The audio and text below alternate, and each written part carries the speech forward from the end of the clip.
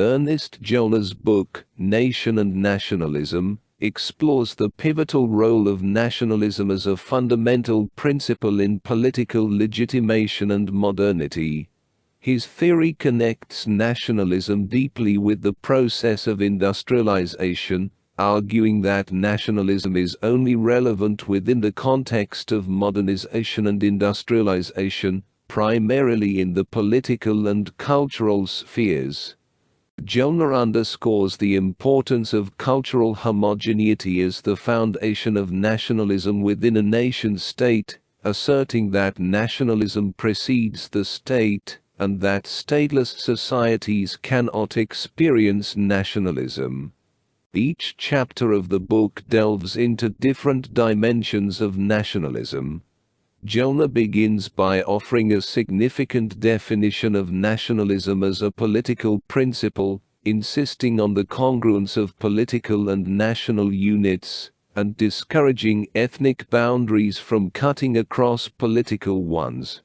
He traces mankind's evolution through three stages: pre-agrarian, agrarian, and industrial. In the pre-agrarian phase, there was no concept of the state, and thus, no nationalism.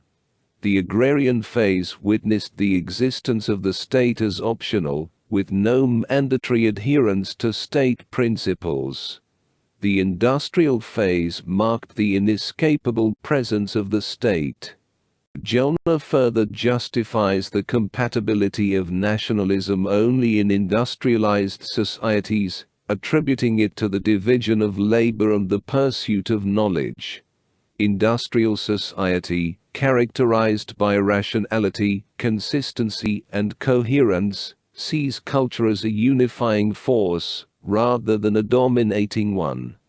Gellner contrasts this with agrarian societies, where rulers were distant from the ruled, leading to hierarchies and inequalities. In the industrial society, the quest for knowledge and effective communication facilitates specialization, learning, reduced inequalities, stronger connections, and greater homogenization. The central argument emerges: nationalism arises whenever and wherever barriers exist to the spread of industrial society, and the homogenization it brings with it. Gellner rejects various forms of nationalism, notably Kidawari's idea that nationalist theory is an accidental and inessential development. He challenges the Marxists' wrong address theory, disputing the claim that nationalism's message was intended for classes, but mistakenly delivered to nations.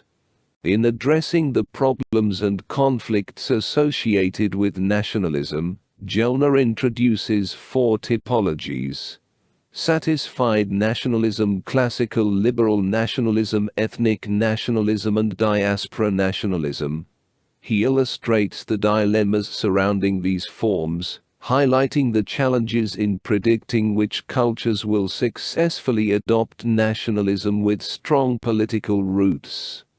Gellner ultimately reflects on the positive consequences of nationalism for modern society, emphasizing the necessity of required homogeneity, and endorsing a functionalist approach to nationalism.